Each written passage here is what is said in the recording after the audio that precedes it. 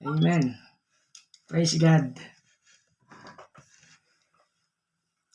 Okay na po Pwede na po. Okay, salamat po sa bawat isa. Salamat po Sister Weng, Sister Kesha, Sister Kyla, Brother Delfred, Sister Erica, Sister Joyce Ann. At sa mga nandyan po sa bahay po ni Sister Weng, magandang gabi po sa inyo. Especially kay Pastor. Hindi ko na po nakikita. Pastor Ronnie. Okay na po. Busy po Okay. So, alam ko po busy po kayo at marami po kayong mga ginagawa, pero salamat pa rin po sa ating Panginoon at nandun pa rin po yung panahon, yung oras na binibigay po ng bawat isa. So, yung pong topic po natin ngayong gabi ay very common topic po kung isipin po natin, pero as a Christian po kino-consider po natin po ba yung na bawat konsepto po ng Biblia ay napakamahalaga po. So, I prefer po to select this topic kasi ang totoo po, dito po ako nag-start. Nung una po mga nag-aaral po ng Word of God, ng salita ng Diyos. And I actually received this truth ay sa bansang Taiwan. Kaya nung time na yon, sabi ko, ganun pala kahalaga po yung pag-aaral at yung pagsasaliksik na po ng Word of God. So, kaya sabi ko, I try to share din po ngayong gabi. Kaya salamat po sa ating Panginoon. Nawa po makuha po natin yung mga mensahe po at again, later po, kung may time pa po tayo, pwede po tayo magbahagi po. Yun po sa mga gusto lang pong mag-share. Okay. So, ang totoo po, nung ako po hindi pa Christian, just to share yung aking personal testimony, na ako po isang idolatrous na tao. Idolatrous. Ibig sabihin po, ako po talagang mapagsamba sa Diyos-Diyosan. Literally.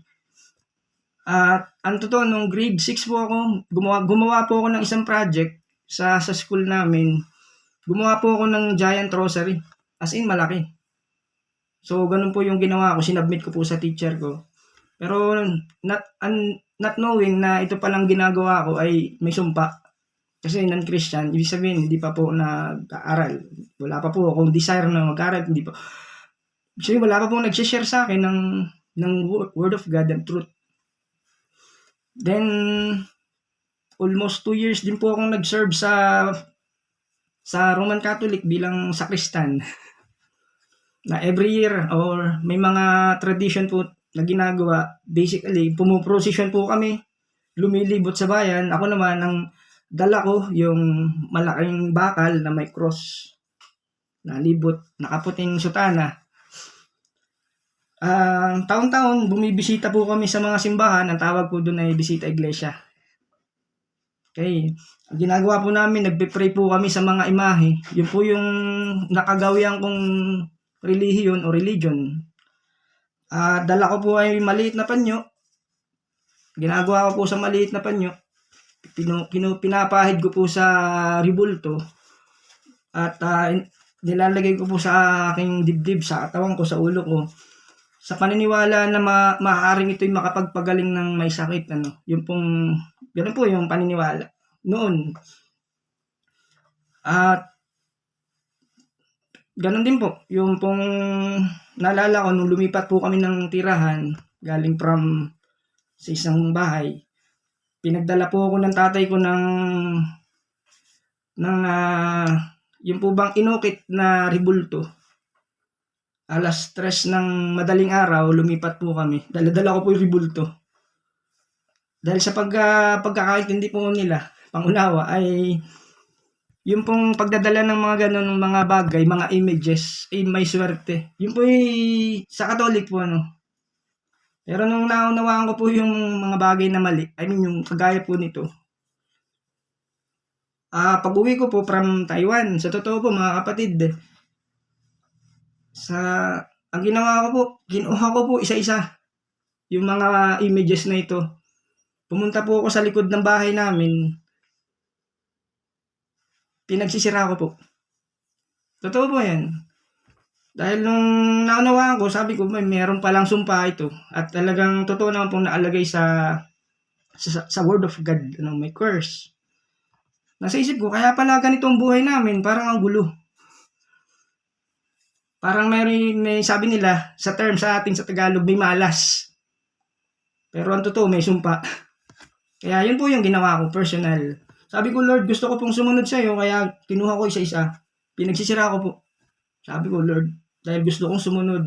Pero ang totoo po nun, yun po nag-uumpisa pa lang ako makaalam po ng truth. So, ganun po yung nangyari nun, Then later on, alam niyo po, yun yung parang may bagyo, kumalma po yung kahit papaano po yung buhay. In pautay-utay po, in gradual process.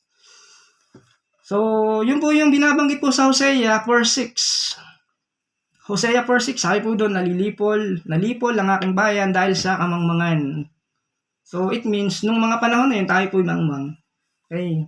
Sabi ni Lord, sabi doon sa verse ng Hosea 4:6, sapagkat itinakwil ninyo ang karunungan, wala po akong karunungan, at wala po akong alam patungkol sa mga bagay na yon. Sabi ni Lord, sabi po sa verse, itinatakwil ko rin kayo bilang pari, at dahil kinalimutan ninyo ang kautusan ng inyong Diyos, kalilimutan ko rin ang inyong mga anak.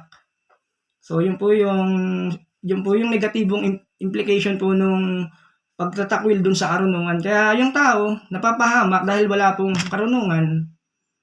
So, yun po yung nagagawa ko sa ating Panginoon na every time na sumasamba po tayo, o ako, gaya nung mga panahon na yun, ay binabasag ko yung heart, yung puso ng Diyos. Parang ganun po, pagka sumasamba po sa mga idols. Okay, yung pagiging idolatry. Yun po yung konsepto sa Bible, that's why yung reaction ko po, talagang sinira ko po yung mga bagay na yun.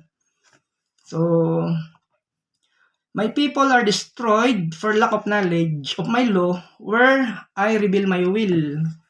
So, yung kanyang batas, yung batas po ng Diyos, ay doon po nakasulat, yung pong kalooban ng Diyos. Okay, according to Hosea 4:6.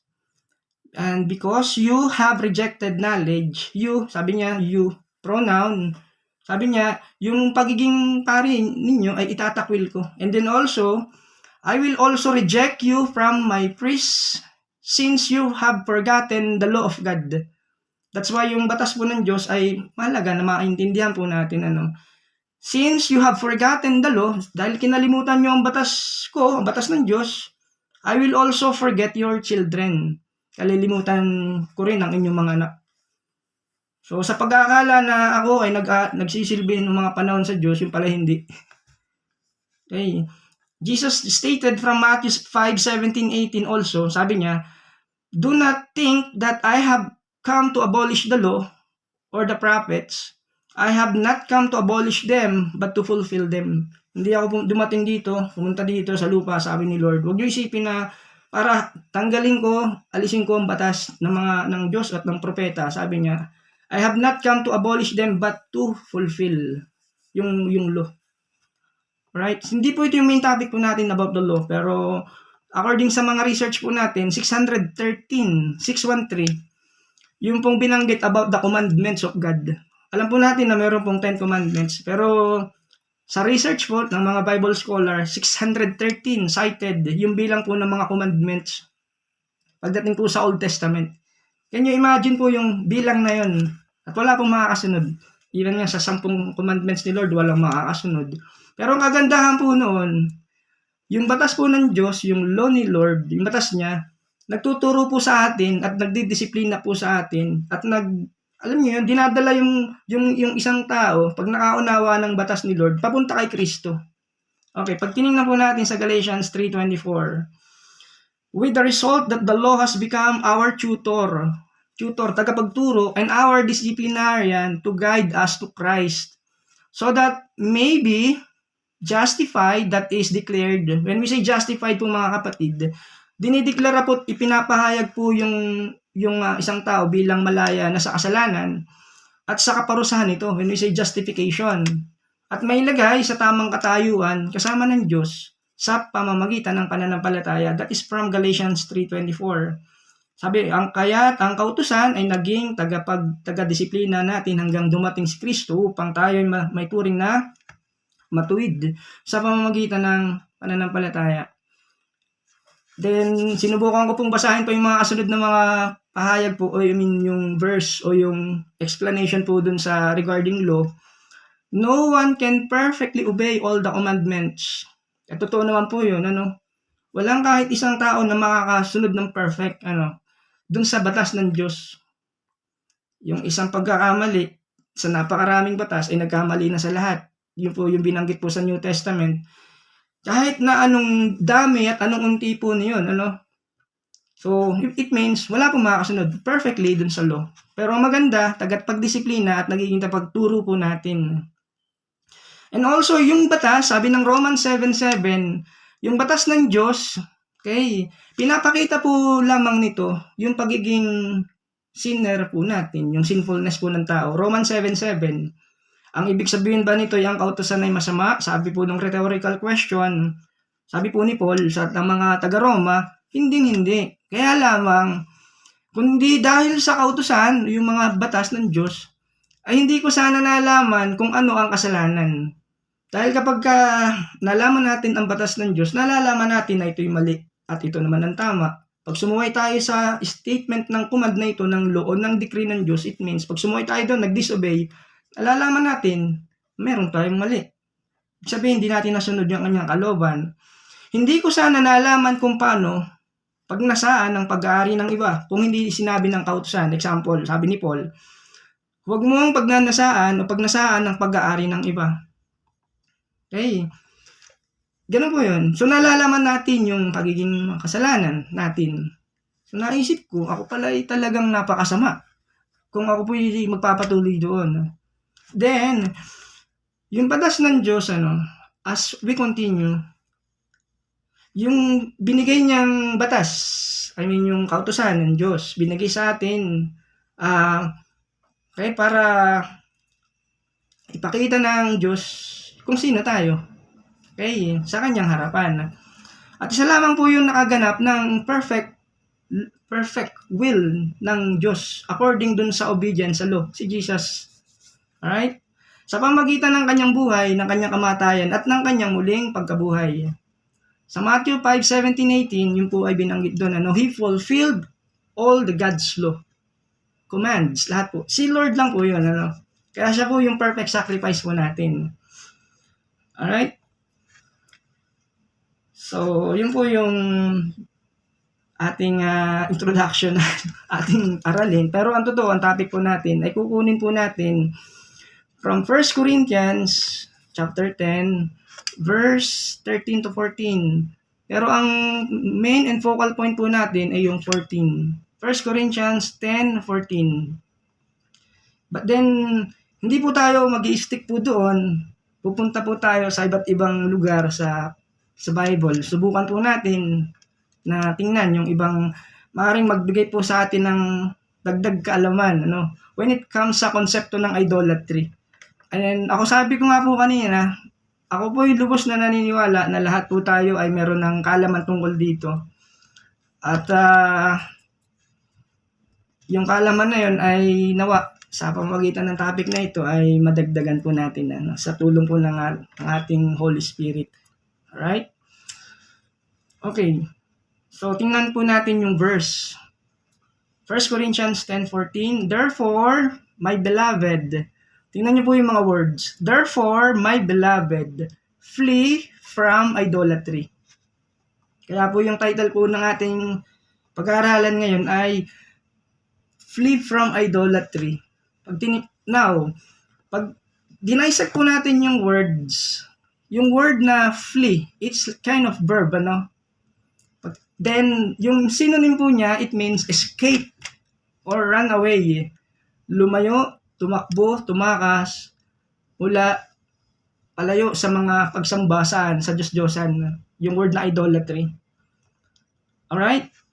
So, titingnan po natin yung ilang mga biblical, historical account, kung paano nag-umpisa po yung idolatry. yung pagsamba po sa Diyos-Diyosan through the Bible. So, alamin din po natin yung most basic entry level po ng lahat ng klase ng pagsamba sa Diyos-Diyosan. Subukan din po nating tingnan yung aspeto po nito ng idolatry. So, meron po siyang binigay na command. Hindi lang basta command, yung ginamit po ni Lord ni Paul. Nakakamiss po si Paul kasi sinabi po niya dito na flee. Okay? Yun po sa Tagalog po ay layuan. Pero pag English po yung ginamit natin, ang ano po nito, ang indication po niyon ay meron po siyang strong command. Alright? Strong command. Sabi niya, flee from idolatry. Kaya nga minamahal. Flee, sabi niya, takasan o takbuhan ang pagsamba o iwasan ang pagsamba sa mga Diyos-Diyosan according to Paul. And we know who is Paul, right? Siya po yung dating kaaway ng mga Kristiyano, pero nagkaroon ng radical change and transform life sa katauhan ni Paul. Kaya, yun po yung isang revelation po ng Diyos through Paul, that idolatry is not a secondary sin. Hindi po ito pangalawa, pangatlo, pangapat na kasalanan ng tao po. But then it is the primary or principal kind of sin. Kaya, pero kung isipin natin, kanino naka-address kaya ito, Nakalagay po kasi doon, therefore my beloved. So when we say beloved, dito po yung mga believers. Okay, ito po yung mga mananampalataya na. Hindi po ito naka-address sa mga Canaanites. Hindi po ito naka-address sa mga taga-Syrian o sa mga Gentile. Beloved, it means mga believers na po ito, Ito po yung naka-address sa mga Kristiyano. Therefore, my beloved, flee from idolatry. Okay? So, it's not secondary kind of sin. Hindi po ito yung pangalawa, pangatlo, pangapat. Again, primary kind of sin. Meron pong isang quotation tayong tinignan, yung kay R.C. Sproul. Sinulat po niya ito, the most basic sin found in the world is that of idolatry. Wow! Ang pinaka-pangunahing kasalanan na matatagpuan sa ating mundo ngayon o sa mundo ay ang pagsamba sa Diyos-Diyosan. It means to say, yung pagsamba sa Diyos-Diyosan o yung idolatry ay hindi nag-umpisa last year or 10 years ago or 10 decades ago, hindi po. Nag-umpisa po yung idolatry is from the beginning of the time. I mean, dun po sa umpisa na nagkaroon na po ng tao. Paano po kaya yung nangyari po yun, So, kaya titingnan po natin yung ilang account, So, nag-try pa po tayong maghanap ng ilang pong information regarding sa idolatry. So, nakita po natin, according to Gospel Coalition, all sin is idolatry. Sabi po niya, all sin is idolatry. Why? Ito po yung dahilan. Ito po yung kanyang explanation. Because every sin is an exercise in trust of something or someone other than the one true God to who satisfy, fulfill, or bless. Lahat ng kasalanan, bawat kasalanan ay idolatry. Na kung saan, sabi niya, pag nagtiwala tayo sa isang bagay o sa isang tao other than true God, na siyang nagbibigay ng, sabi niya, ng kasiyahan, at tumutupad at nagpapala is idolatry. Halimbawa, kunwari lang po, ako po ay isang taong seloso. Laging iniisip ko yung aking kapartner ay gumagawa ng mali. Na hindi naman totoo. I mean, tama naman yung ginagawa niya. Dahil sa pag-iisip ko lamang, hindi po ako nagtitiwala sa Kanya, sa Diyos. So, nagkakasala po ako. I mean, pag hindi po ako nagtiwala sa Diyos, at iniisip ko lamang yung iniisip ko, nagiging selfish po ako. Kasalanan na po yun, Or else, nagnakaw po ako. Okay, kumuha po ako ng isang bagay na hindi akin. So, it means, hindi po ako nagtiwala sa Diyos na nagpapala. Hindi po ako kumilos, pero ang ginawa ko, yung sarili kong pagnanasa. So, inuna ko yung aking will. In-elevate ko yung sarili kong kalooban, hindi yung kalooban ng Diyos. Is idolatry. Right? So, again, ito po ay from Gospel Coalition, yun po yung binasa po kanina. na ang kasalanan ay pagsamba sa Diyos-Diyosan. Sabi niya, ang lahat ng kasalanan. Dahil ang bawat kasalanan ay isang pagtitiwala sa isang bagay o isang tao maliban sa nag-iisang tunay na Diyos na siyang nagbibigay ng kasiyahan, nagsasatisfy, tumutupad, of course, ng kanyang mga promises, ng pangako niya, at siyang nagpapala, of course, sa atin, sa tao. Alright. So, yun po yung from Gospel Coalition. So, what else? Ito pa po, ang meaning, idolatry, the worship of something other than God, is at the root of all sin because sin seeks to steal, take note po ito, to steal the glory from God, to whom alone it is due, and it take it for the sinner. Root of all sin. Na kapag sumasamba sa Diyos-Diyosan, inaagaw po nung Diyos-Diyosan yung dapat ay sa Diyos po natin ginagawang pagsamba, yung glory po nung tunay na Diyos, okay, napapapunta na po dun sa idols, sa Diyos-Diyosan. Kaya, yun po ay isang description at paliwanag po sa pagdating sa idolatry. Na dapat, at karapat-dapat naman talaga, ang pagsambay sa Diyos. Subalit, kung halimbawa nga po at ang isang tao hindi kilala ang Diyos, is, alam niyo po yun, kunwari po, at ginawa ko po talaga ito dati. Sabi ko, doon sa Diyos-Diyosan, nawa, makapasa po ako dito. Ayoko po under the Catholic, nung time na yun. Akala ko ito'y tumulong sa akin, yung idols na ito, para ako'y makapasa. So, it means, dapat ako'y magpasalamat directly sa ating Diyos. Alam niyo po yung pasasalamat ko, napupunta po dun sa Diyos-Diyosan. So, kaya po, of course, sinabi po ng Biblia, ang Diyos po ay galit saan? Sa Diyos-Diyosan. He is a jealous God. Yun po yung paliwanag po, right? Sa Bible. Okay, so yun po yung dun sa mga definition po, Then, pagdating naman sa Genesis, tingnan po natin yung Genesis. Kasi gagamitin po natin yung ilang books para i-describe po yung topic po natin, alright? Si Adan at si Eva, that Adam and Eve were created in the Garden of Eden. Totoo po yan, Yun po yung una po nating mga ninuno, base po sa ating binabasang aklat sa Genesis, na ginawa po ng Diyos yung paglikha sa kanila to rule as kings. Doon sa lugar na yon, sila'y mag-rule bilang priest and prophets, at sila dapat yung magdadala ng kaluwalhatian sa gumawa sa kanila rather. Okay?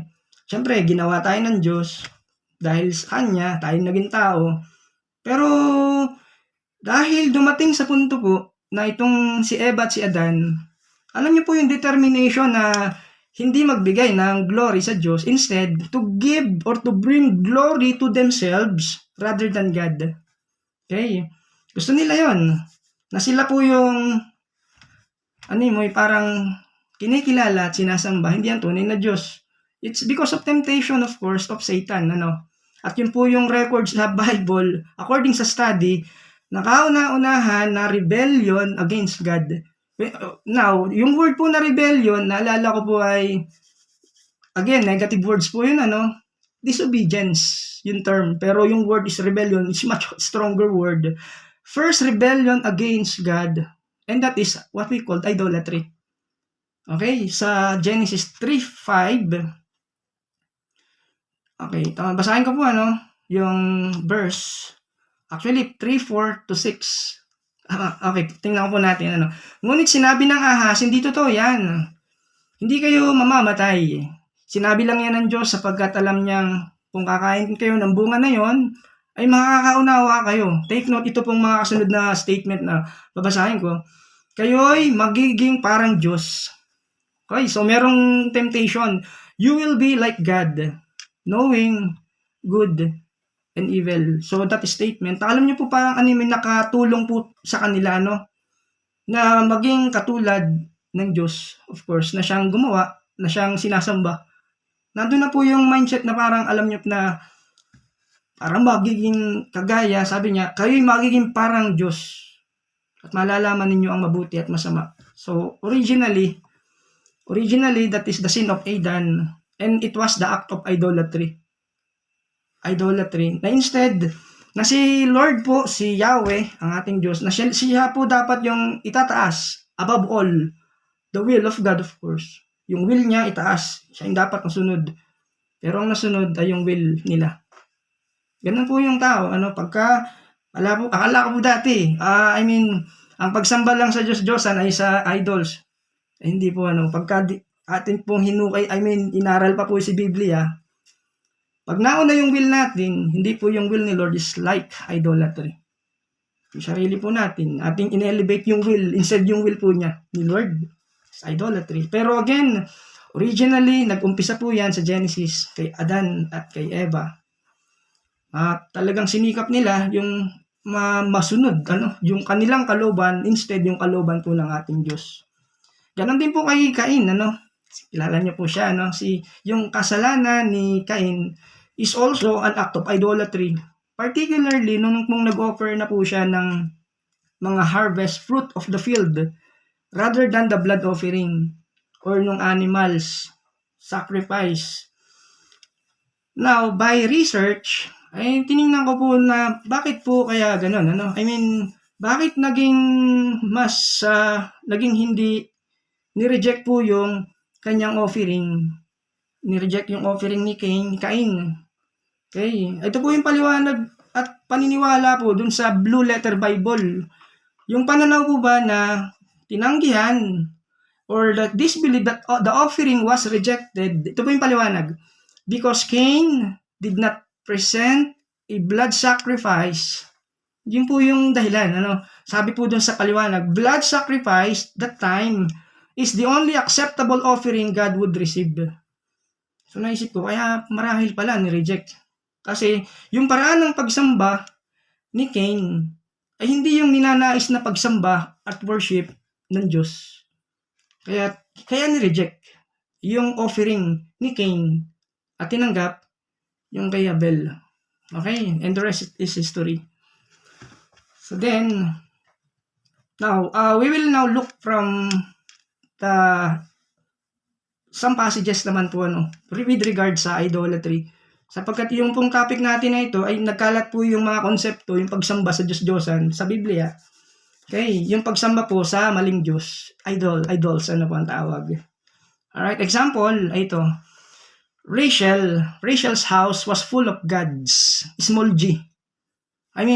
Sa Genesis 31:19, kilala niyo po si Rachel, right?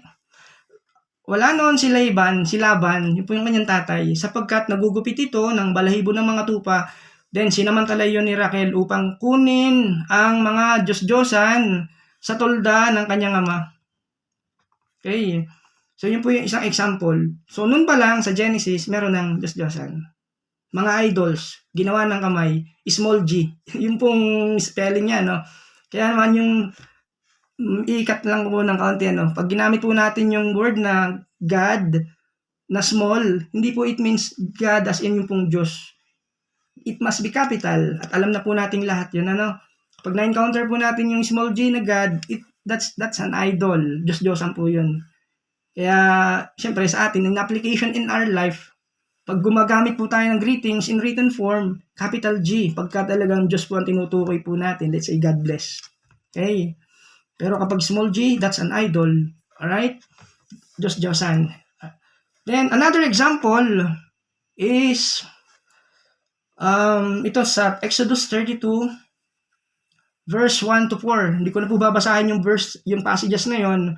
Doon po ay gumawa po yung mga Israelite, yung mga Hudyo, okay, ng golden calf. Yung guyang ginto, sa Sinai, sa Mount Sinai. Meron din pong tinawag na another idols nung panahon ni Abraham. Ang pangalan po ay Naina.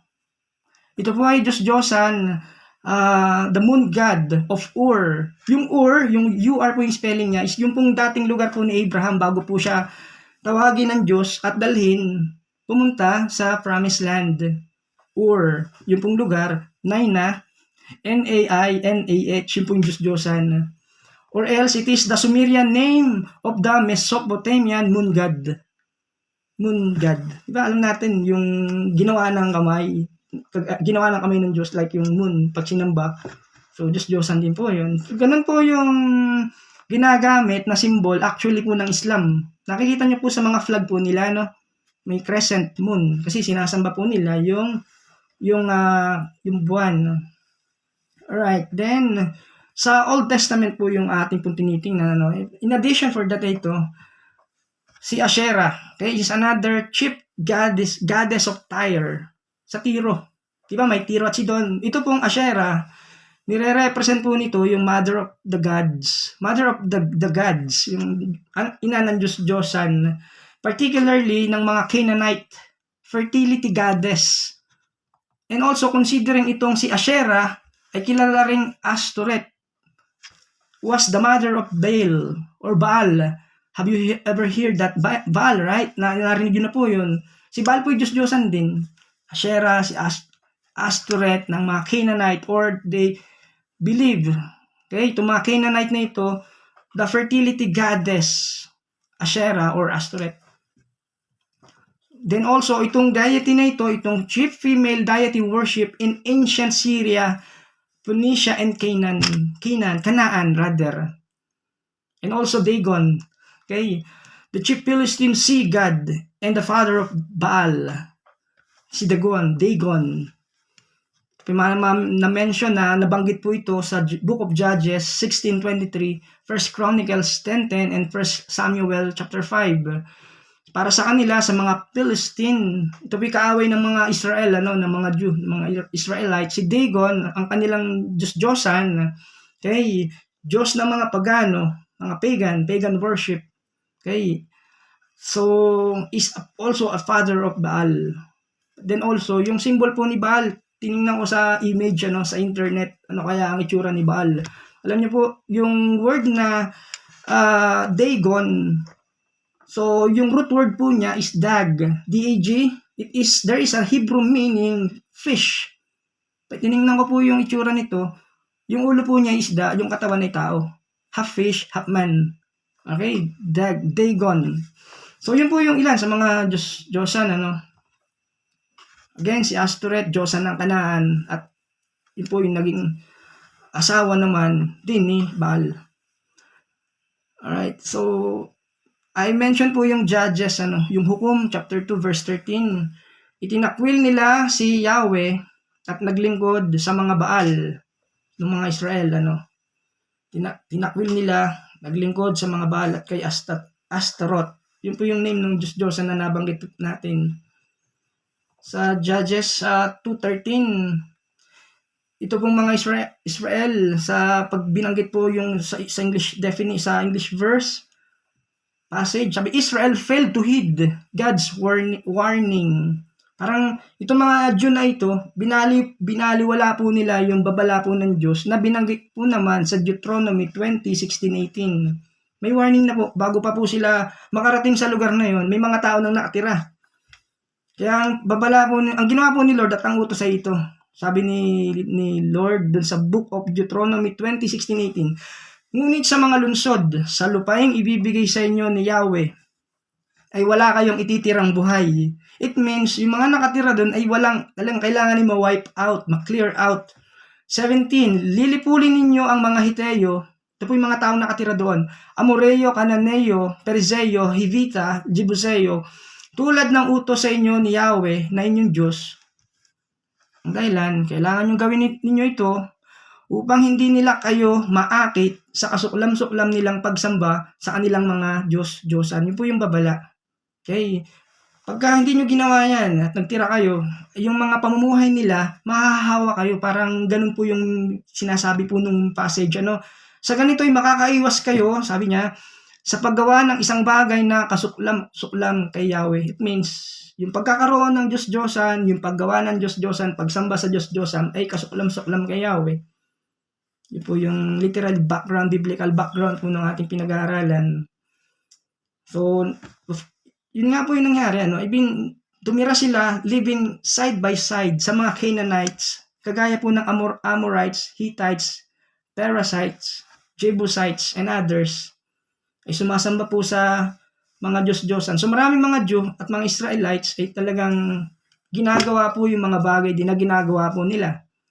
Kaya naman yung pong sinabi ni Pablo, yung binasa po nating unang verse kanina, flee from idolatry, beloved. Therefore, beloved, flee from idolatry.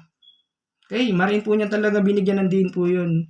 Sapagkat sa mga taga-Korinto, na doon po meron din pong marahil na sumasamba saan sa mga Diyos-Diyosan. So, yun po yung ilan sa example. Another example ay ito, si Molech. Okay, narinig niyo po yan, si Molech. Na kung saan yung mga Israelita, dinadala po nila, yung paraan ng pagsamba po nila dito, dinadala nila yung mga babies, yung mga bagong anak, yung mga sanggol nila, at itinatapon po nila sa apoy. It's an act of worship. Sabi po ng paliwanag po doon, na kapag ka dinala mo yung anak mo doon, at na may apoy, at doon mo tinapon, ay nandun po yung pagsamba, yung pong paniniwala nila, yung pong Diyos-Diyosan nila, na ang pangalan ay si Molech. Sa Leviticus 18:21, ito po yung command sa mga anak ng Diyos, sa mga Israelites. Huwag ninyong ibibigay ang alinman sa inyong mga anak upang sunugin bilang handog kay Molech, sapagkat ito'y paglapastangan sa pangalan ng inyong Diyos. Ako si Yahweh. You shall not give any of your children offer to them to Molech, and so profane the name of your God. I am the Lord. Okay, yun po from Leviticus. Another one is from Book of Psalms, sa Awit, chapter 106, verse 34 to 43. Pero, tingnan ko po, basahin ko po. Tingnan po natin, sinabi po doon sa book na ito, di nila nilipol ang lahat ng taong naroon sa Kanaan, sa Kanaan. Bagamat ito'y utos ni Yahweh na dapat gampanan, ay sa halip na sundin ang utos ng Diyos, bagkus nakisama. Dapat sinunod, nakisama. At maling, sa 35, at maling gawain ng mga pagano ang sinunod nila. Sa 36, ang Diyos-Diyosan ang sinamba nila at pinaglingkuran. Sa ginawang ito, sila'y nagkamit ng kaparusahan. So may parusa, may paggantihan Diyos sa inyong pagsamba. Sabi niya, sa kanilang pagsamba, at dahil pinaglingkuran nyo ang mga Diyos-Diyosang ito ang inyong makakamit, kaparusahan. Sa 37, pati ang anak nilang babae at lalaki inihain lubos sa mga Diyos-Diyosan. Ang mga batang ito'y ginawang handog, mga bata. 38, pinatay nila'y mga batang musmus, batang walang malay, para ipanghandog sa mga Diyos-Diyosan ng lupang Kanaan. Kaya't ang lupain sa ginawa nila'y pawang nadungisan. Ang sarili nila, yaong nadungisan sa gayong ginawa. Sa Diyos na si Yahweh sila ay nagtaksil at pawang sumama. Kaya naman muli, si Yahweh nagalit sa mga hinirang. Siya ay nagdamdam sa ginawa nilang pawang kataksilan. Sa bansang kaaway, itong bayan niya'y pinaubaya sa mga kaaway. Sinakop ng mga kaaway. Tama po, Kaya po yung mga Jew nagkalatan noong time na yon kunwari, dinala yung iba sa Babylonia. Sila mismo sinakop ng Roma, ng Greek, okay, ng Roman Empire noong time ni Lord. And then, sa bansang kaaway, itong bayan niya'y pinaubaya at ng mga nakapaligid na bansa. Sa bansang kaaway, itong bayan niya'y pinaubaya, sila ay nasakop at ang mga hintil ay siyang namahala. Pinalipin sila at pinahirapan ng mga kaaway. Pinasuko sila at ipinailalim sa kapangyarihan. 43, hindi na miminsan maraming beses na iniligtas sila, naghimagsik pa rin. Kaya naman sila'y lalong nagkasala. Alright. So, maliwanag po yung mga binanggit po naman doon, Then, sa another one, yung kay King Jeroboam. Yung kasalanan niya, isa rin ito, si King Jeroboam, yung golden calves, gumawa po siya nito. Yung kasalanan po niya, nag-create po siya ng 2 guyang ginto. Pinadala po niya yun. Una ay sa Bethel bilang worship site sa South Kingdom po ng Israel. At yung isang golden calf ay sa Dan, yung lugar sa Israel, lugar para pagsambahan. Para yung mga tao sa North Kingdom ng Israel ay hindi na pupunta para bumaba at pumunta doon sa gitna nilang pagsamba sa Jerusalem para sumamba. 1 King 12:28. Kaya matapos pag-isipan ang mga bagay na ito, gumawa siya, yung pong siya dito is si King Jeroboam, gumawa siya ng 2 guyang ginto. At sinabi sa taong bayan, huwag na kayong mag-abalang pumunta sa Jerusalem. So yung paggawa niya ay kasalanan na po, yung pag-create ng Diyos-Diyosan. At ito pa yung kanyang, since siya ay hari, noong time na yon, huwag na kayong mag-abalang pumunta sa Jerusalem. Narito, ito na ang Diyos-Diyosan, parang bayang Israel, ang inyong Diyos, small d, na naglabas sa inyo sa Ehipto. Okay, yun po yung isang kwento, biblical account with regard sa paggawa ng Diyos-Diyosan ni Jeroboam. Okay, in-insight pa niya yung mga tao na wag na kayong pumunta dito, dyan na, ito na yung Diyos-Diyosan. Gagawa ako ng guyang ginto, dyan kayo sumamba sa lugar niyo para hindi kayo magta-travel papunta dito sa Jerusalem para sumamba. Okay. So, what else? Alright. So, another is si Baal mismo, Yun po yung chief deity ng mga Canaanites, si Baal. From Judges 3:7, again, 1 Kings 16:31-33, 2 Chronicle 28:1 and 2. Sa paniniwala na si Baal is the fertility god who was believed to enable the earth to produce crops. Siya po yung Diyos-Diyosan na pinaniniwalaan na nagpapayabong ng mga crops, ng mga pananim, ng mga bunga, at nakakapagbigay ng bata, ng baby.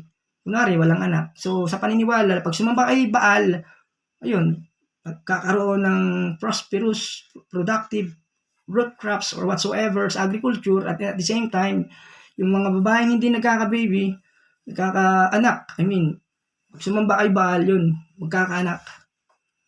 Diyos ang si Baal.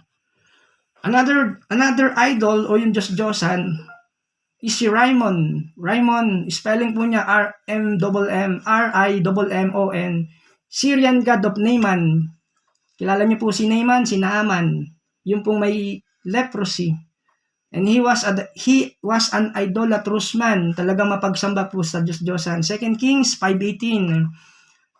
Alright, that Rimmon was a false god. Diyos-Diyosan, maling Diyos. Hindi po siya nakakapagpagaling ng leprosy, Another idol o yung Diyos-Diyosan sa Bible is si Nisroch. Alright? He is the Assyrian. It is the Assyrian god, small g, god of agriculture. Ito po binanggit naman sa 2 King 19:37 and Isaiah 37:38. Another idol o Diyos-Diyosan sa Bible is Nebo. It is the Babylonian and Assyrian god of wisdom and literature. Tinignan ko po yung meaning ng Nebo, Sabi ko, tinignan ko po yung meaning nito. Nag-appear po ito sa Isaiah 46:11 and Jeremiah 45:1. And it is well-known deity of the Babylonian. Ibig sabihin, ito po yung kilalang Diyos-Diyosan ng mga Babylonians and Assyrian. And he was the God, ito po yung Diyos-Diyosan, presided over learnings and letters. So, ganun po kadami, na nagmumultiply yung maling Diyos. Tawag doon, false God. Now, the term used is polytheism. Poly means many. Okay, polytheism, yun po yung term, paniniwala na maraming mga Diyos, polytheism. At again, pag binreakdown po natin yung word na polytheism, poly means or comes from the Greek word many, and yung word na theism, Theism, is another Greek word for God. Okay, polytheism.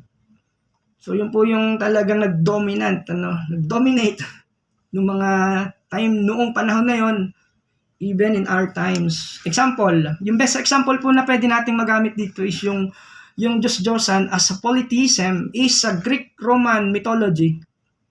Kagaya ni Zeus, si Apollo, si Aphrodite, si Poseidon, at marami pa pong iba. At isa pa pong maliwanag na modernong halimbawa ng polytheism is Hinduism. Why? Ito po yung dahilan. Over 300 million gods sa Hinduism. Napakadami po nun, And they are believing maraming mga Diyos sa kanilang paniniwala sa Hinduism. Okay. So, naalala ko po uli yung kinikwento po ng aking kaibigan, sabi niya, yung aking boss, ay sa kanila daw, sa India, yung tao mismo pwedeng gumawa ng sarili niyang Diyos-Diyosan. Totoo nga po, na-witness ko po yun dito. May mga kaibigan po ako ditong Indian. Totoo po yun. Ay meron po silang picture ng tao na alayan po nila ng something. Okay. Ay sabi ko talagang ayun nga po, biblically, hindi naman po natin kailangan sundin yun kasi aware po tayo doon. That's why Paul written from the verse, as I read again, sa verse 14, flee from idolatry, beloved. So, hindi na po bago, Baga, ito ay matagal na. Okay, matagal na, singtanda ng sangkatuuhan mismo yung ating topic na ito, idolatry. Alright, but again, ito po ay hindi po naka-address sa mga Assyrian as I read, and as I saying again, o sa mga Babylonians, yung verse na yon, or to the Egyptians. Pero ang sabi ni Paul, beloved, therefore beloved, flee from idolatry. Sa mga believers, flee from idolatry. Okay. So, ganun po yun. That's why yung significance po nun, sa lahat po ng mananampalataya, is to guard. Alala ko yung teaching ni Sister Joyce dati sa Bible, sa cell grouping, to guard our own heart. Okay? With regard sa idolatry. Not only doon sa mga idolatry, pagsamba sa Diyos-Diyosan, kasi sa tingin ko wala naman po tayong issue with regard sa pagsamba sa mga idols, right? Pero sa buhay po natin mismo, sa puso po natin mismo, may nabubuo po doon kayong idol. So sa ating mga idols, and we have to flee from it. Alright? So kaya yun po yung nais po nating tingnan at pag-aralan po ngayong gabi. At pinag-aaralan na po natin yung ilan sa mga background biblically. At ngayon naman, titingnan naman natin yung ilang aspects, okay?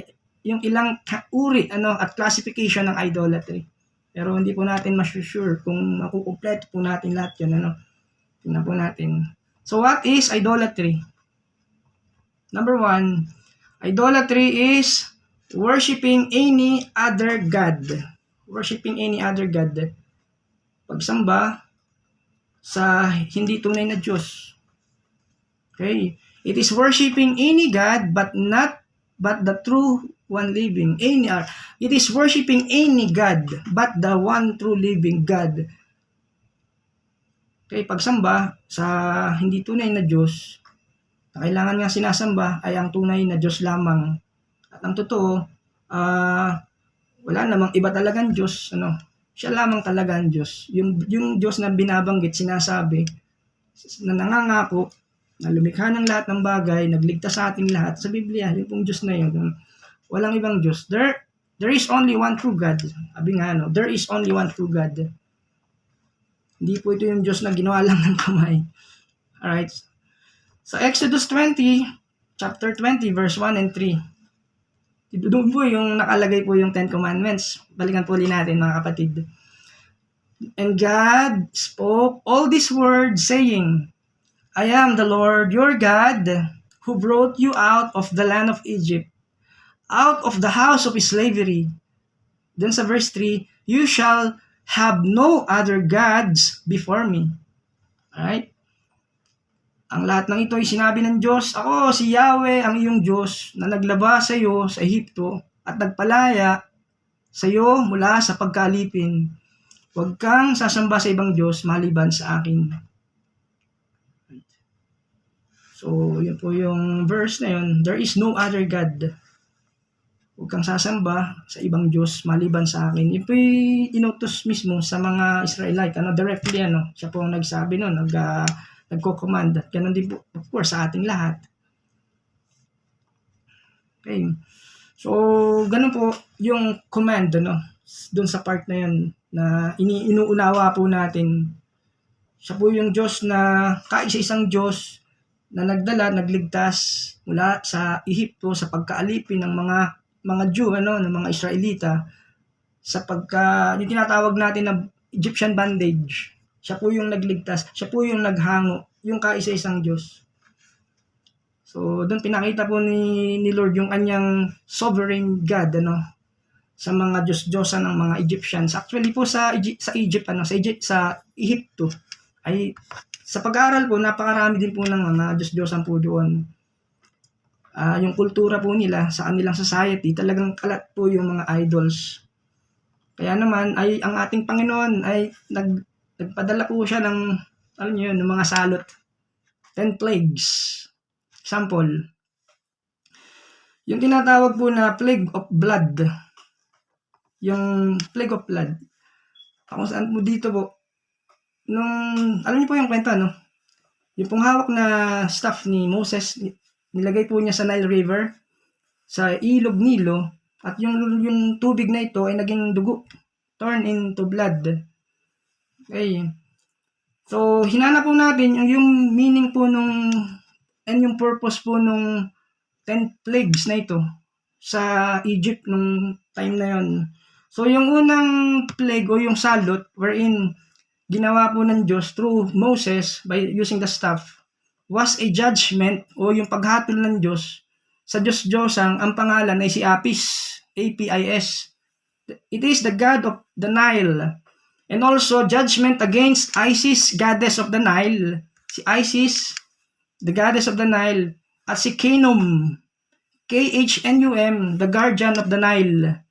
So it means, yung ginawa po ng Diyos through Moses by using the staff, turning the Nile River into blood, is a judgment against those mga gods and goddesses. Siyempre, pinapakita po doon yung kanyang sovereignty, yung pagiging makapangyarihan ng Diyos, na ako ang Diyos. Wala na kayong magagawa. Magagawa ko sapagkat siya ay Diyos. Exodus 7:17, ngunit tiyak na kikilalanin mo si Yahweh sa pamagitan nitong gagawin niya. Tingnan mo, ihahampas ko sa Nilo ang tungkod na ito at magiging dugo ang tubig. So yun po yung verse na ginamit. Another plague na ginawa po ng Diyos is sending the plague of the frogs. Yung pagpapadala po ng mga palaka. Okay, salot na palaka. And based sa study, it is a sending message or judgment against another idol o yung Diyos-Diyosan na it is the frog-headed goddess of birth. Ang tawag po sa kanya, sa Diyos-Diyosan na ito ay si Heket. H-E-Q-E-T. So, that's why, yun po yung ginawa po ng Diyos. Akala po ng mga Egyptian, talagang totally sacred po yung palaka. Okay, na hindi dapat patayin o galawin.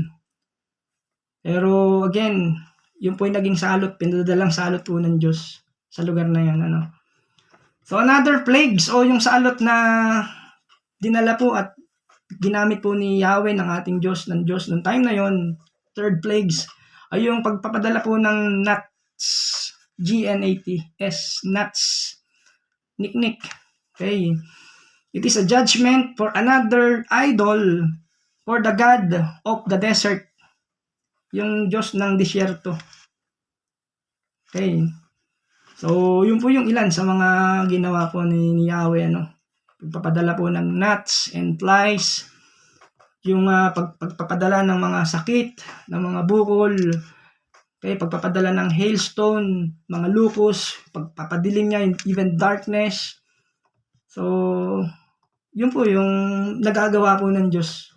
Na itong lugar na ito ay punong-puno ng Diyos-Diyosan, so ipapadala ko ngayon ng aking paghuhukom o yung judgment sa kanila. So, that's why sending the message that He is God. Kaya binanggit po again dun sa verse na binanggit po kanina, walang ibang Diyos maliban sa akin. Okay, very clear naman po So another worst plague, yung last plague, yung po bang firstborn, yung unang panganay na anak ay pinatay through angel of death. Even yung anak ni Pharaoh ay ganun din ang ginawa, namatay din. Para ipakita, according to dun sa paliwanag po is, ipakita ng Diyos sa puso ni Paraon na ang Diyos mismo, si Lord, ay makapangyarihan sa puso, even the Pharaoh. Okay, so ganun po yung ginawa niya. Kaya wala pong nagawa si Pharaoh that time. Right? Galing po, ano? Mamamangha po tayo sa kayang gawin po ng Diyos. Kaya niyang patigasin ang puso. Kaya niyang ibagsak ang tao. Kaya niyang ibaba. Kaya niyang itaas. So, yun po yung Diyos na kumikilos in history of time. Kumbaga, kaya po niyang magawa ang mga bagay na kailangan niya at gusto niyang gawin. Wala pong makakapigil sa ating Diyos. Alright. Sabi ng Exodus 20 verse 1 to 3 again, as I read again. Ang lahat ng ito'y sinabi ng Diyos, ako si Yahweh ang iyong Diyos na naglabas sa iyo sa Ehipto at nagpalaya mula sa pagkalipin sa inyo. Huwag kang sasamba sa ibang Diyos maliban sa akin. So, siya lamang. Wala nang iba. Okay, wala nang ibang dapat sambahin. That's why also he stated, he is also a jealous God. Pag sinabi niya literally, no other gods, walang ibang mga Diyos-Diyosan maliban sa akin. Because he is a jealous God. Deuteronomy 6:15, sapagkat, ito po yung verse, sapagkat si Yahweh na inyong Diyos ay mapanibuguin. Kapag sumamba kayo sa Diyos-Diyosan, magagalit sa inyo at lilipuling niya kayong lahat. Take note po yung last part, lilipuling niya kayong lahat. Ganun po katindi po yung verse na yan, yung part na yan, ano? Sumamba sa Diyos-Diyosan, pagiging idolatry, lilipuling ngayong lahat. Nandun po yung galit po ng Diyos. Kapag sumamba kayo sa Diyos-Diyosan, magagalit siya sa inyo. Sa Deuteronomy 6:15. Okay. That's why he said, no any other God before me. Wala nang ibang makakakontra po sa kanya, ano? Wala nang opposition kasi yung exclusivity po ng existence po ng Diyos ay nasa kanya. Siya po yun, ano. Kumbaga, yung lahat ng pagsamba ay dapat nakalaan po sa one true living God. Siya po yung Diyos ng langit, ng lupa, na nireveal naman po at pinahayag po mismo ng Biblia. Since yun nga pong mga tao ay hindi po alam yung mga ganong kaalaman, so nadadala po. Kagaya po ng mga Jew, ano, nadala po sila sa pagsamba sa Diyos-Diyosan, yung iba sa hindi tunay na kilala po ang Diyos. Sa Deuteronomy 4:35, sinabi po doon ito, that the Lord, He is good. Ang ating Panginoon, siya ay mabuti. That there is no other beside Him. Ang mga pangyayaring ito'y pinakita niya sa inyo upang maniwala kayo na si Yahweh ay Diyos at wala ng iba maliban sa Kanya. Okay. Sa Deuteronomy 4:39. In addition, is from Deuteronomy 4:39, again, kanina 4:35, ngayon 4:39. Kaya dahil dito tandaan ninyo at huwag kalilimutan na sa langit at sa lupa ay walang ibang Diyos, liban kay Yahweh. Alright. So, those are those verses na when it comes na talagang siya lamang talaga, yung kaisa-isang tunay na Diyos. Another one from Prophet Isaiah 44:6. Thus says the Lord, the King of Israel and His Redeemer, the Lord of hosts. I am the first and I am the last. Again, and there is no other. There is no God beside me. There is no other God beside me. Walang ibang Diyos maliban sa akin. Right, then sa Isaiah 45:5-7, ako si Yahweh, ako lamang, nabanggit na naman po doon, ako lamang ang Diyos at wala nang iba. Ito po yung pangako. Palalakasin kita. Kahit hindi mo ako kilala, ginawa ko ito upang ako ay makilala mula silangan hanggang kanluran. At makikilala nila ako si Yahweh, ako lamang ang Diyos at wala nang iba. 7. Ako ang lumikha ng dilim at liwanag. At ako, sabi niya, ang nagpapahintulot ng kaginhawaan at kapahamakan. Akong si Yahweh, ang nagpapasya ng lahat ng mga ito. Pagka binasa po natin yung verse, parang, yung, alam niyo po yung mamamangha ka po sa Diyos, ano? Siya ang gumawa lahat. Siya ang magpapalakas. Siya ang nagpapakilala. Sabi niya, kahit hindi mo ko kilala, ginawa ko ito upang makilala mula sa silangan hanggang kanluran. Kaya praise God, bawat isa po sa atin, alam po natin na nakakakilala po sa Kanya.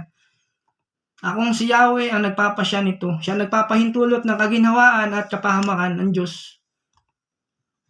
So, yun po yung sinisip natin, ano, na nung mga panahon na ang Diyos po natin, kagaya ko nga po, hindi ko po kilala ang tunay na Diyos before. Wala po akong sinasamba, kundi pumunta lang sa simbahan ng time na yon. Sumamba sa Diyos-Diyosan. Ginagawa ko po yun sa MCSD sa Tayabas. Kay Father Maria Obiar, isang tinuturing nilang santo. Pero walang nangyayari. Pero I mean, yung Diyos po natin, sabi niya, ako lumikha ng lahat, nagpapahintulot ng lahat, maging positibo o negatibo, akong si Yahweh ang nagpapasya nito. Prophet Isaiah po nag-declare nun, but si Lord po yung tinutukoy po niya doon, I am the Lord, sabi niya, there is no other God before me. Isaiah 46 verse 9. Again, sa 46:9 ng Isaiah, ito naman, God says, I am God and there is no other. I am God and there is no one like me. Alright. So, yun po yung klarong pinapakita po ng Biblia. Again, siya lang po yung tunay na Diyos. Yung pagsamba po sa hindi tunay na Diyos is idolatry. But we need, lahat po naman tayo talagang tunay na sumasamba to the one true living God. 46:9, alalahanin ninyong nakarang pangyayari, inyong kilalanin, ako lamang ang Diyos at maliban sa akin ay wala nang iba. 1 Corinthians 8:6, subalit para sa atin, isa lamang ang Diyos.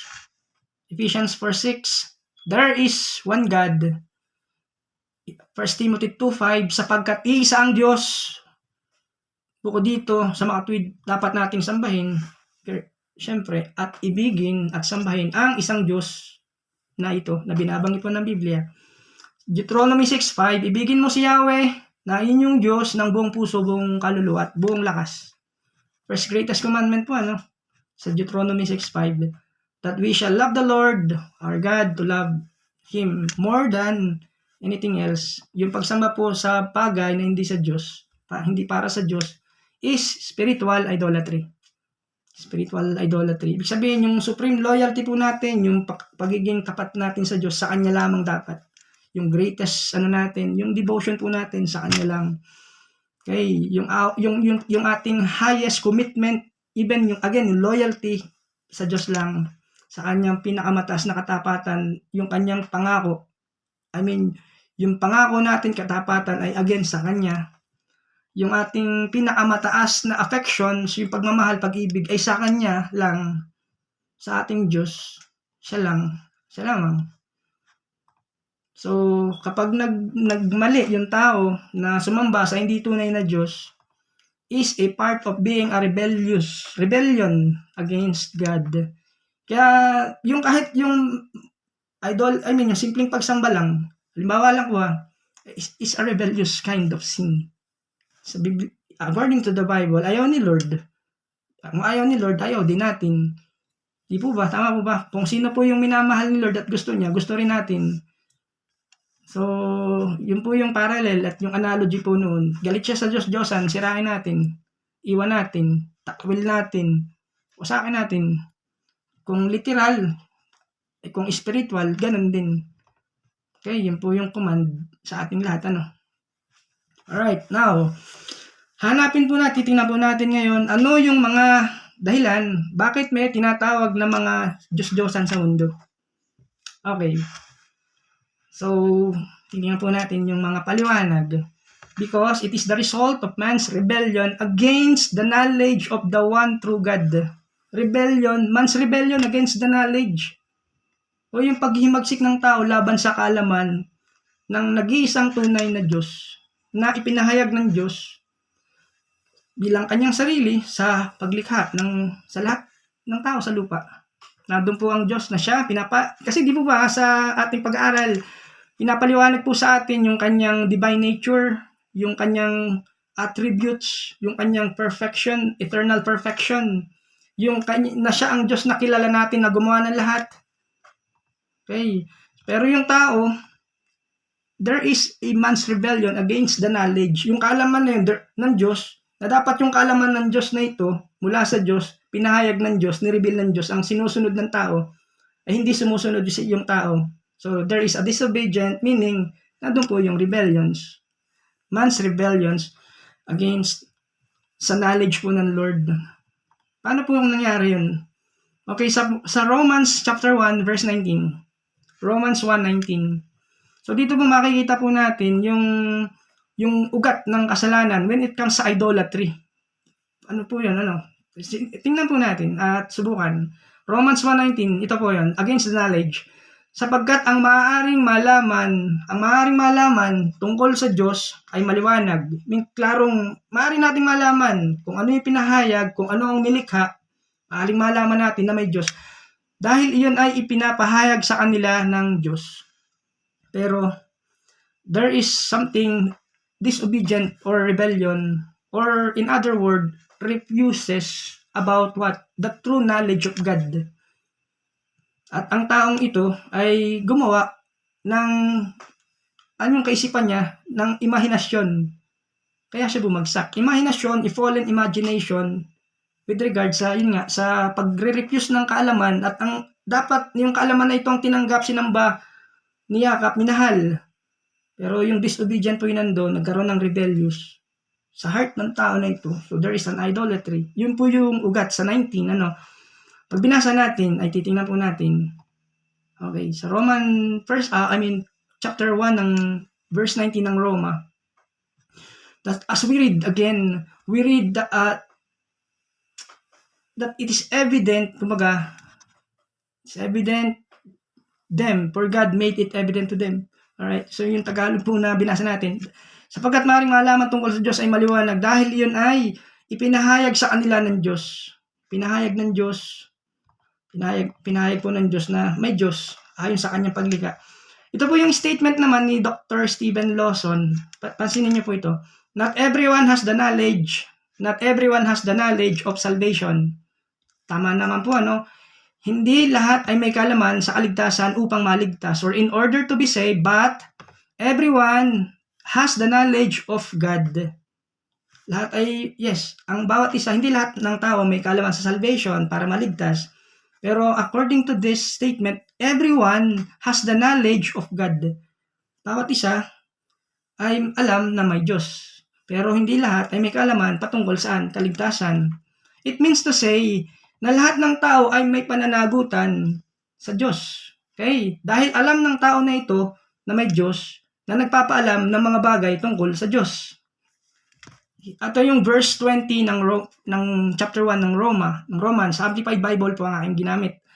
Forever since the creation of the world, His invisible attributes, His eternal power and divine nature have been clearly seen, being understood through His workmanship, so that they are without excuse and without defense.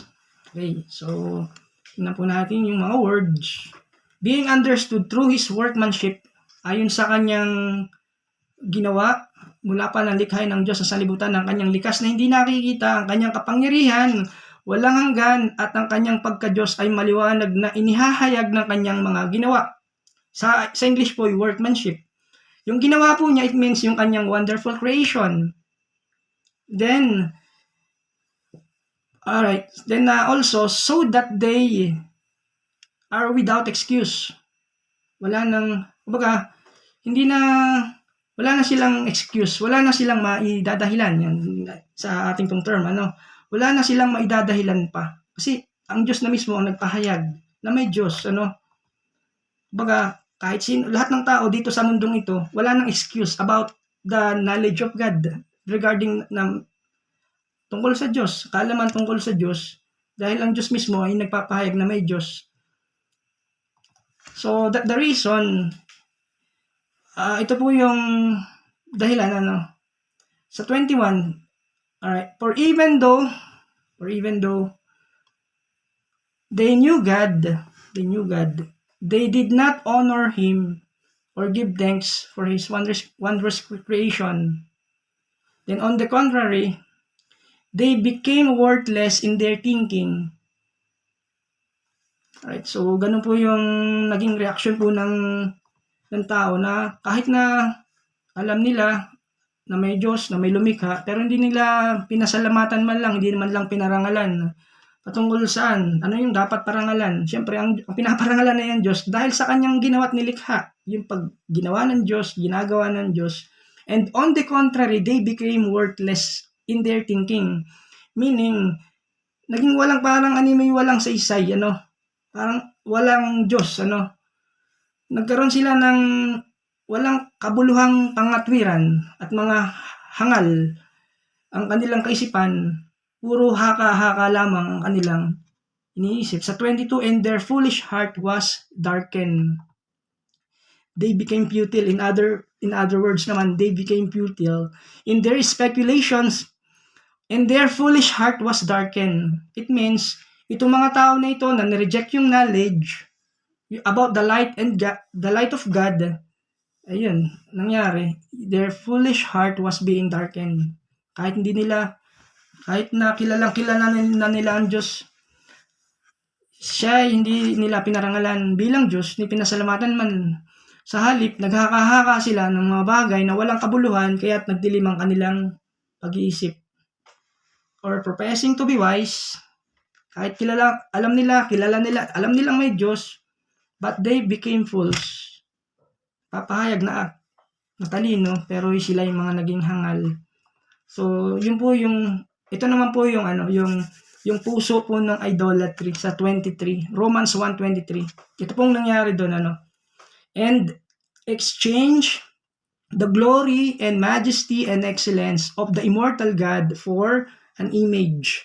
Yung image po na tinutukoy po doon, yung mga idols or worthless idols, walang kwenta, walang saysay na mga Diyos-Diyosan, in the shape of mortal men and birds and four-footed animals and reptiles. Pinagpalit ang kaluwalhatian at kamahalan at kadakilaan ng walang kamatayan na Diyos, eternal God. Pinagpalit nila saan?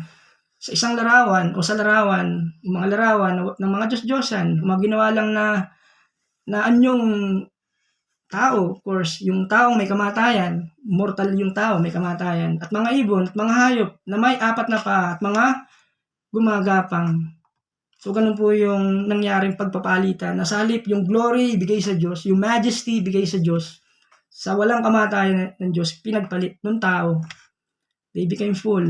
Sabi po nung effect, So, professing to be wise, but they became fool. Nagdilim ang hangal nilang pag-iisip. Alright, so ganun po yung idolatry. Tinalikuran nila ang kaluwalhatian ng Diyos na walang kamatayan at sinamba nila yung mga larawan, mga taong may kamatayan, mga ibon, mga hayop lumalakad, mga hayop na gumagapang. Alright, so that is idolatry. So what is idolatry? Okay, idolatry is this, pag dinescribe po natin based sa mga verse, idolatry is giving up the high ground of the knowledge. You see the statement, high ground of the knowledge. Ito ay pagsuko sa isang posisyon ng kaalaman o yung superiority ng kaluwalhatian ng Diyos na ipinaalam naman sa ating mga tao, sa mga tao. That is idolatry. Yung kaalaman na yon isinuko, give up, para sa isang posisyon na paniniwala doon sa wala namang saysay na bagay, idolatry. Giving up the high ground of knowledge of the glory of God made known to all men. So again, what is idolatry? Idolatry is forsaking or throwing away the glory of God. Yung glory ni Lord, pinaliwala, tinapon, instead of exchanging in the form of corruptible men or foot-footed animals and begin to worship the creature rather than the creator. Ganun po yun, yung idolatry, pagsamba sa Diyos-Diyosan. Pagtalikod, pag-alis, pagtatapon, saan? Sa glory ni Lord, sa kaluwalhatian ni Lord. Pinagpalit saan? Mga bagay na nasisira. Pagsamba saan? Sa mga animals, sa mga hayop, na nilikha lang ng kamay ng Diyos, of course. Ano po yung result? Sa Romans 1:24, babalikan po ulit natin. Therefore, God gave them, therefore, sa makatuwid. Pagka na-encounter po natin sa Bible yan, it saying may result, may mangyayari. Therefore, God gave them over in their lust of their own hearts to what? Impurity. Particularly sexual impurity. So that their bodies would be dishonored among them or abandoning them to the degrading power of sin. So yun po yung naging result po nun, pababayaan din sila ng Diyos. Saan? Okay, sa Tagalog po, hinayaan na sila, kaya't hinayaan na sila, pinabayaan na sila ng Diyos sa kanilang maruruming pagnanasa or their sexual o yung lust of their own hearts, yung lust, pagnanasa, maruming pagnanasa, hanggang sa hindi na nila mapigil ang paggawa ng kahalayan sa bawat isa, sa isa't isa. Kaya may tinatawag po tayong impurity, sexual immorality. At yung term po na sexual immorality, directly binanggit naman po ni Paul sa Ephesians, sa Church of Ephesians chapter 5 verse 3. Ito po yung definition po nun, yung description po ng sexual immorality. But the sexual immorality and all moral impurity, impurity means indecent or offensive behavior or greed, must not even be hinted at among you as it proper among saints. It means yung mga saints, the believers, whether in public or in a private, reflects the validity of our faith. So, huwag po kayong magtaka, ang ginamit ko po dito ay Amplified Bible Version. So, yung sinasabi po niya is, sabi niya, when it comes sa ating term, so, yung impurity or sexual immorality, pag dinefine, generally, these are the sexual misconduct. Kasama po dito, let's say, yung communication, inappropriate in communication and pornography. Alright? Then also, physical sexual behavior, including premarital sex. Alam niyo na po yan, adultery, pakikipid, and same-sex acts. Or yung pakikipagtalik sa kapwa babae or yung sa kapwa lalaki. So, yun po yung description. Pinabayaan na sila, dahil sa hindi kayo nakikinig sa advice, sa counsel ng Lord about the knowledge of God, pinabayaan na sila ng Diyos, sabi. Okay, sa verse 24 ng chapter 1, kaya pinahinayaan na sila ng Diyos sa kanilang maruruming pagnanasa, na doon po yung lust of their flesh, hanggang sa hindi na nila mapigil ang paggawa ng kahalayan sa isa't isa. Alam niyo po kung ano pumasok po sa isip ko nung ating pong binabasa po ito. Yung kaya po merong mga homosexual, kaya nagkaroon po ng mga, alam niyo po yung mga bakla, mga tomboy. Yung resulta po yun ng kanilang disobedience. Resulta po yan nung kanilang rebellion against the knowledge of God. And maybe, and possibly, because of idolatry.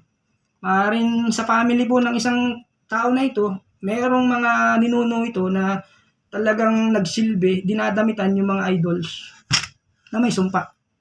Yun po isang result. Gets niyo po Okay, kaya may mga ganun pong mga LGBT, sabi nila. Alright, so again, balik po ulit tayo sa topic natin about idolatry. Alright, what is idolatry? Again, for they exchange the truth. They exchange the truth of God for a lie.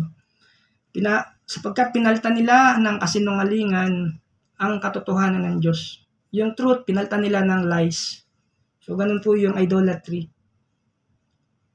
Alright, that is exchanging the truth of God for a lie and worship and serves the Creator rather than the Creator who is blessed. Dapat ay ang Diyos, ang tunay na Diyos ang sinasamba according dun sa mga nilatag nating verses, pero pinalitan ito ng kasinungalingan. Alright. So, kaya nakakamangha po yung verse, yung sa binasa po natin regarding sa Corinthians na sinabi po ni Paul. And also dun po sa Romans. Baga, doon sinasabi po that all the religions, ito po yung analysis naman po doon sa lahat po ito, generally, na lahat po ng religions are based upon lies. Why? Because meron pong false ideas about who the one true God is. Totoo naman po kasi kapag ang isang religion o yung kung ano man sekta po yun at hindi nakatuon sa tunay na totoo, tunay na Diyos, is a false religion. Lalo na po yung sumasamba syempre sa Diyos-Diyosan. And then also, another analysis that generally po ito general, all false religions are dwelling in darkness. Nakakalungkot po, ano? All false religions are dwelling in darkness because they have given up the light of the glory of God that has made known to them. Kaya false religion, yung hindi kinikilala at sa Diyos at talagang i-give up yung kaluwalhatian ng Diyos na ipinapaalam na mismo sa tao. That instead, ang nangyari, they serve the idols. Idols, yung mga Diyos-Diyosan. So, yun po yung kasagutan po dun sa ating naunang pahayag kanina na question, introduction about yung pinaka-pangunahing antas ng pagpasok ng lahat ng pagsamba sa Diyos-Diyosan o yung tinatawag na idolatry. Alright? So, next time, titingnan po natin yung second aspect po ng idolatry. Nakakailang kape na po kayo. Alright, so tayo po yung mag-pray na mga kapatid. Pasensya na po kayo, napahaba po yata tayo. But anyway, salamat po again sa time. Lord, muli po salamat sa panahon po na binigay niyo po sa amin. Salamat po at buong puso po kami sa inyo nagpapasalamat. Dahil sa pinaalam niyo po mga katotohanan na ito. At bagamat na doon po yung mga kalaman, karunungan mula sa inyo, Lord, kayo po yung patuloy na mag-remind sa amin at talagang alisin yung mga bagay na hindi dapat mahalin sa puso namin. Bagkus, Panginoon, kayo po yung dadnod sa heart namin na una naming mahalin above all. Kaya we thank you, Lord. Bless everyone by your grace and mercy once again, even our family. Have mercy on us, Lord. In Jesus' name, amen.